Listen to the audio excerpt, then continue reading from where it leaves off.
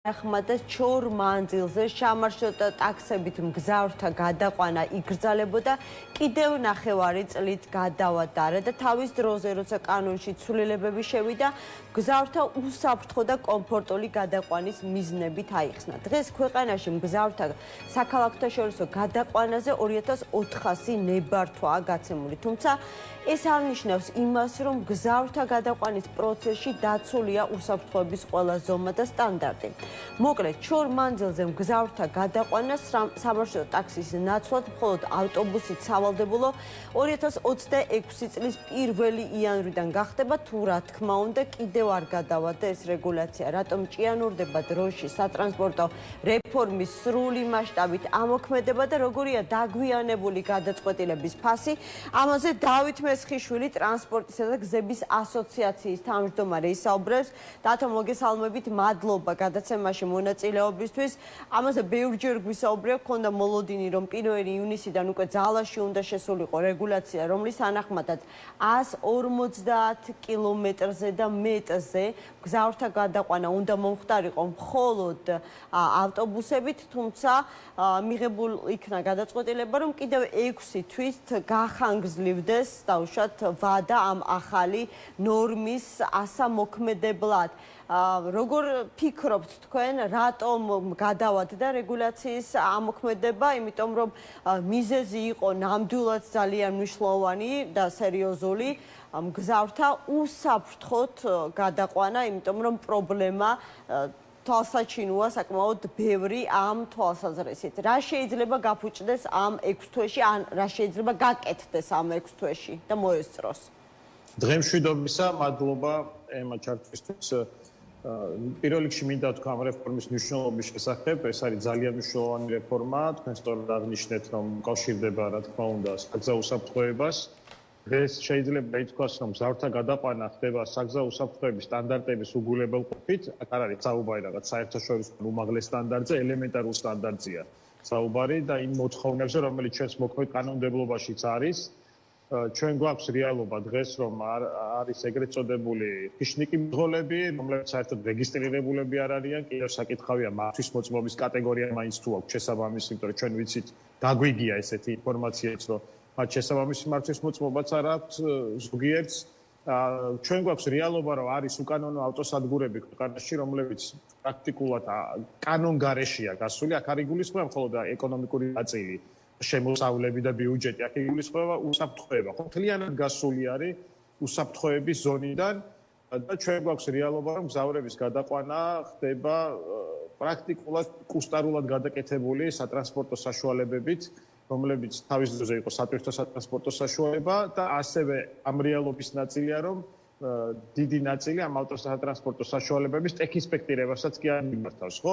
ეს სურათი თავისთავად ხელის გულზე არის, გვაჩვენებს პრობლემას. წლებია ამ რეფორმაზე საუბარი მიმდინარეობს, თუმცა ვერცეთ დროში ვერ მოხდა თამამი ნაბიჯების გადადგმა და ეს გადაწყვეტილების მიღება. ყველა დროში იყო ესეთი სურათი, რომ ამას ვიღაც ესე ვთქვათ, ხო არ პატრონობს. აი, ახლა რამ შეუშალა ხელი? თქვენ როგორ ფიქრობთ? ან შესაძლებელია გააქვთ კონკრეტული ინფორმაცია, იმიტომ რომ როგორც წესი ოფიციალურ მიზეზად სახელდება ხოლმე თავად, ასე ვთქვათ, კერძო სექტორის მოუმზადებლობა, ან ცოტა დრო იმისათვის, რომ კერძო სექტორმა შეძლოს და მოასწროს ახალ მოთხოვნებთან, ასე ვთქვათ, ადაპტირება და ასე შემდეგ. ამ კონკრეტულ შემთხვევაში საკმაოდ ბევრი დრო იყო იმისათვის, რომ მომზადებულიყვნენ თავად მძღოლები და რაღაცნაირად მომხდარიყო გადაწყობა ერთი კატეგორიის ავტოსატრანსპორტო საშუალებებიდან შესაბამის კატეგორიაზე და რას შეცვლის ეს 6 თვე თუ არა იმას, რომ ასე შესაძლებელია გაურკვეველი ვადით მოხდეს არაერთხელ გადავადება მოკლედ ამ რეგულაციის ამოქმედებისა. თქვენ სწორად აღნიშნეთ, ასევე რომ ეს დაუკავშირდა ჩემი ინფორმაციითაც კერძო სექტორს და მიეცათ კიდე ვადა იმისთვის, რომ მოაწესრიგონ ავტოსატრანსპორტო საშუალებები, ეს ერთი და მეორე ის რომ მოხდეს გადაწყობა ზუსტად აი დისტანციაზე, რომ 150 კილომეტრზე მეტი რადიუსი თუ არის, იქ უნდა მოხდეს მგზავრების გადაყვანა მხოლოდ ავტობუსის საშუალებით. ეს გარკვეულ დროს საჭიროებს, რა თქმა უნდა, ეს მოთხოვნები დიდი ხანია უკვე ცნობილია, თუმცა როგორც ხშირად ხდება ხოლმე ჩვენს რეალობაში. ბოლო დღემდე მივიდა ეს თარიღი, ამიტომ ის რომ სახმელეთო ტრანსპორტის სააგენტომ გაითვალისწინა კერძო სექტორის ეს მოთხოვნა, პრინციპში არის მისაღები, მაგრამ კიდევ ერთხელ ამის გადავადება აღარ იქნება მისაღები, იმიტომ რომ პრინციპი რის გამო ჩვენ ეს რეფორმა გვინდა და სჭირდება, რაღაც ვადებში უნდა ჩავეტიოთ. ეხლა მეორე საკითხია კიდევ რა, როცა თვითრეგულირებადი იყო ეს სფერო და პრაქტიკულად თვითრეგულირებადი იყო, იმიტომ რომ ფორმალური იყო ის, რაც კანონმდებლობით მოეთხოვებოდათ, ამ შემთხვევაში თვითრეგულირებით როგორც ამბობენ ხოლმე, აი ბაზარი თვითონ დაარეგულირებს, თვითონ განვითარდება, მომსახურების დონე აიწევს. აქ მოხდა პირიქით, არის ძალიან კატასტროფული რეგრესი, აქ კომფორტი არ იგულისხმება უსაფრთხოების სტანდარტებზე ლაპარაკი. ალბათ ყველას გინახავთ ვიდეო კადრებიც, ფოტომასალაც, მათ შორის ჩვენს გაგვივრცელებია, ეგრეთ წოდებული ტაბურეტკები ჩაჭედილი, ავარიული გასასვლელები გადაკეტილი სატრანსპორტო საშუალებიდან და ამიტომაც არის, როცა ავტოსგზაო შემთხვევა ხდება, მარშრუტკებში მაგალითად ძალიან ბევრი დაღუპულია. რატომ?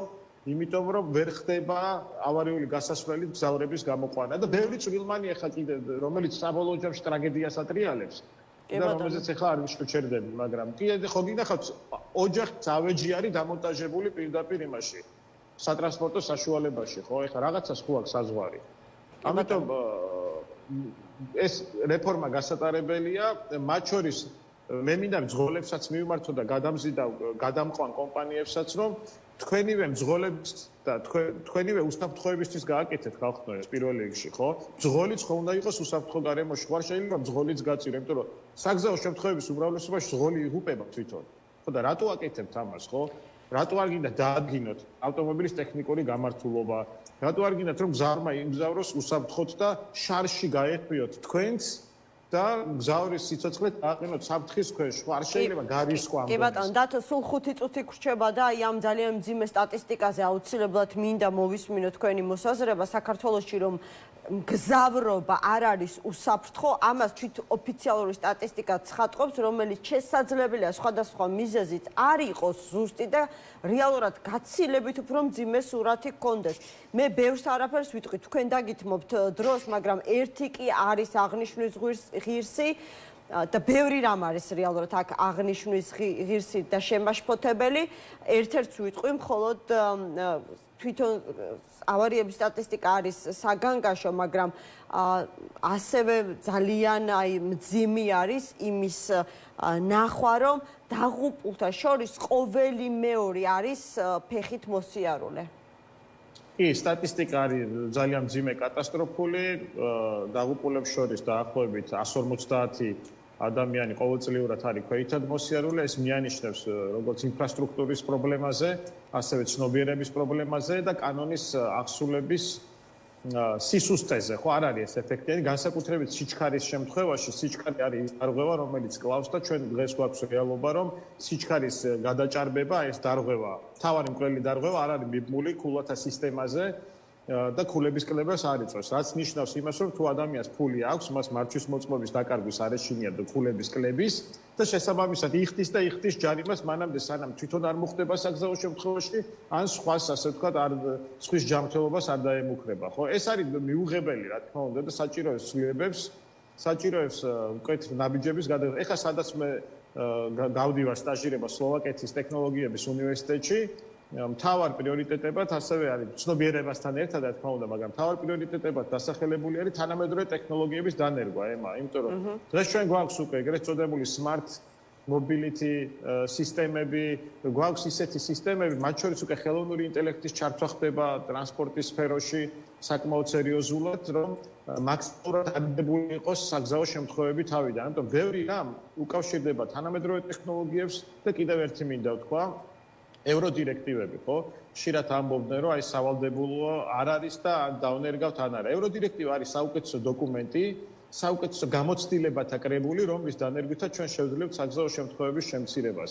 მაგალითად, საქართველოში თუ ყველაფერს ესე იგი ევროდირექტივებით გავყვებით, მართვის მოწმობის გაცემას, იქნება ევროდირექტივების შესაბამისი. მაგალითად, აღმოფხვრით ეგრეთ წოდებულ შავ წერტილებს, მაგალითად შევქმნით ისეთ სტრუქტურას, რომელიც ლიდერი სტრუქტურა იქნება საგზაო უსაფრთხოებაში და აქვე ვიტყვი, რომ ასეთი საგზაო უსაფრთხოების დეპარტამენტი შეიქმნა და იმედით უყურებთ, უბრალოდ არ გვინდა რომ ეს ფურცელზე იყოს დარჩენილი და მას მართლა კონდეს ლიდერი სტრუქტურა, კონდეს შესაბამისი ბიუჯეტი, მატერიალურ-ტექნიკური ბაზა, რომ შეძლო რეაგირება ხარს უჭერთ ხო ამ სტრუქტურას, მაგრამ გვინდორის მართლა გადაიქცეს ლიდერ სტრუქტურად. ამიტომ ყველაფერი ერთობლივად არის რა.